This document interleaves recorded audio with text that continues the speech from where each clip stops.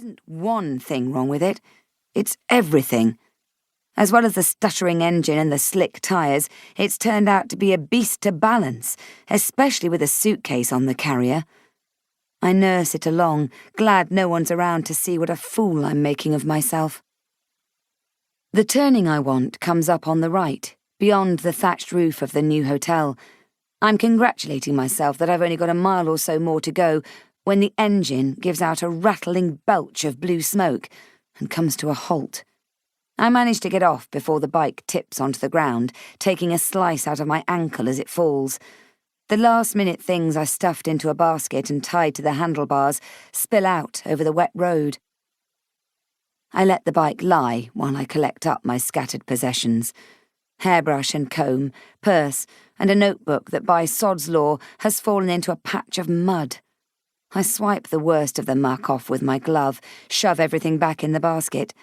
My pen and a lipstick are nestling together in a clump of grass, while the tin of shortbread, Dot, my Romsey landlady, made for me, has rolled 10 yards down the road. Though it's still sealed, it rattles ominously when I pick it up.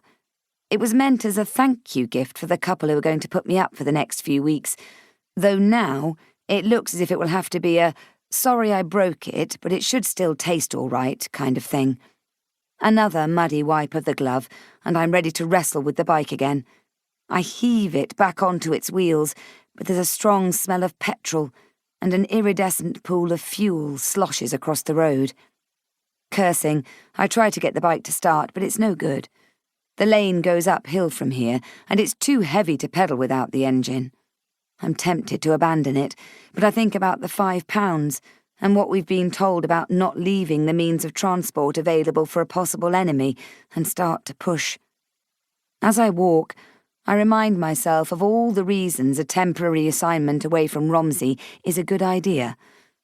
I've been working with the town's coroner, Bram Nash, for almost 2 years now, but there's been so little to do lately I've had to make work for myself, filing papers no one will ever need to look at again, tidying archive boxes only the spiders ever visit. It was April 1941 when he'd first taken me on as his assistant. A girl had been murdered, her body dumped in the ruins of a bombed-out pub on the outskirts of Romsey, the same day I arrived back in my hometown after more than 20 years away. We'd worked together to identify Ruth Taylor and track down her killer. But events like that don't happen every day in a sleepy little town like Romsey.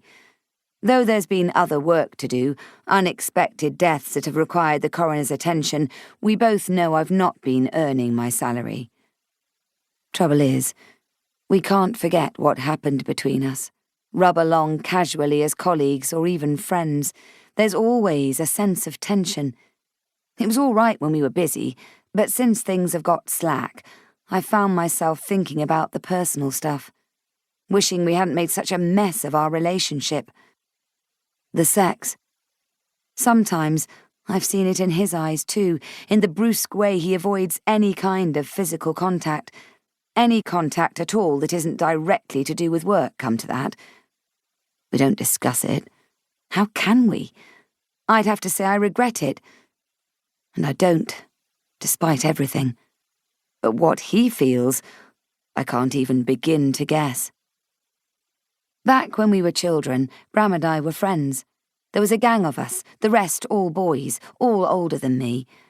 But he was the leader, and he made them let me tag along. A little girl everyone else despised because I didn't have a father. We'd play cowboys and Indians, cavaliers and roundheads, pirates. And if I was always the one who got captured or was made to walk the plank, he'd be Abraham Lincoln, Prince Rupert, or, best of all, Cap'n Abe, the pirate king, and he'd always try to save me. I was almost 14 when my grandmother died, and my grandfather threw me out, as he'd always wanted to do.